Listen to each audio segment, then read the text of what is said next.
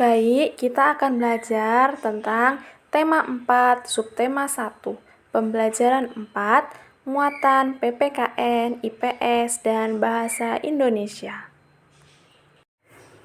Perhatikan gambar berikut. Gambar tersebut adalah gambar orang-orang yang sedang bekerja sama. Sebagai warga masyarakat, kita tidak dapat hidup sendiri. Oleh karena itu, kita harus bekerja sama melaksanakan kewajiban dan tanggung jawab sebagai warga masyarakat.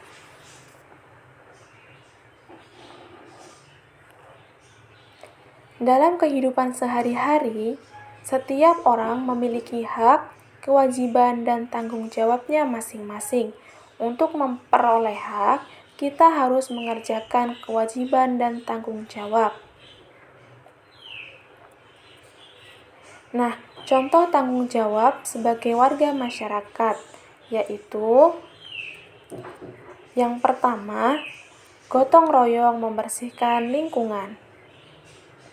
Yang kedua, menjaga keamanan dengan ronda malam. Yang ketiga, membuang sampah di tempat sampah. Yang keempat, menolong tetangga yang membutuhkan bantuan. Dan yang terakhir, menjalin hubungan harmonis dengan semua orang. Nah, ini hanya beberapa contoh tanggung jawab sebagai warga masyarakat. Masih banyak lagi hal-hal yang lain yang merupakan tanggung jawab kita sebagai masyarakat. Seluruh tanggung jawab warga masyarakat dapat menciptakan keharmonisan dan persatuan apabila dilaksanakan dengan penuh tanggung jawab. Nah, kita lihat di sini ada sekelompok anak yang sedang bekerja sama. Jadi, Siti, Dayu, Beni, Edo, Lani, dan Udin teman satu kelompok.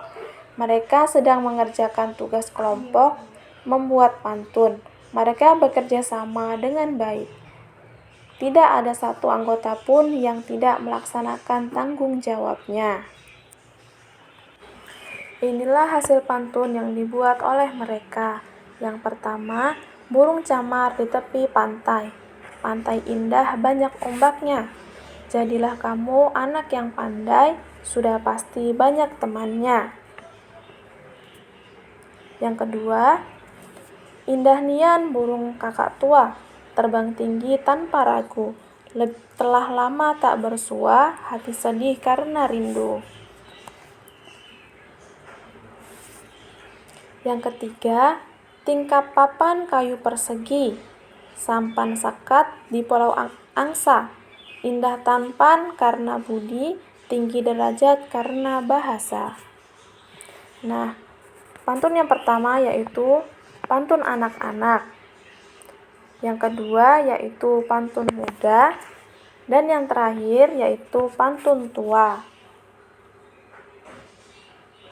Nah, baik kita ingat kembali apa itu jenis pantun muda, pantun anak-anak, dan pantun tua.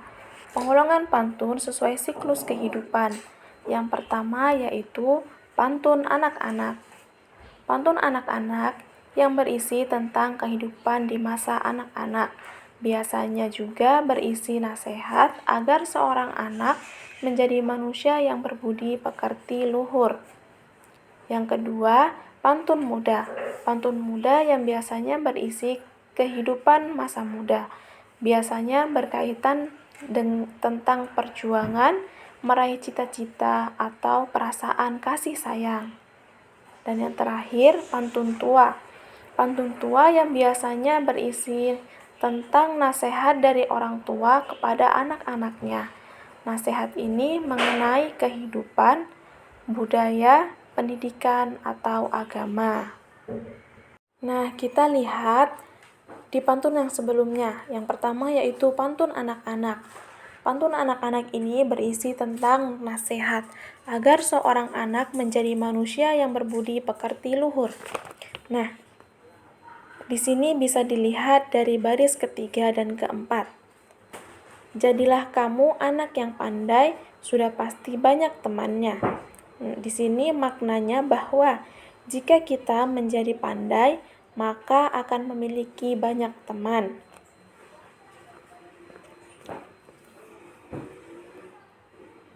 Yang kedua, pantun muda. Kita baca di baris ketiga dan keempat.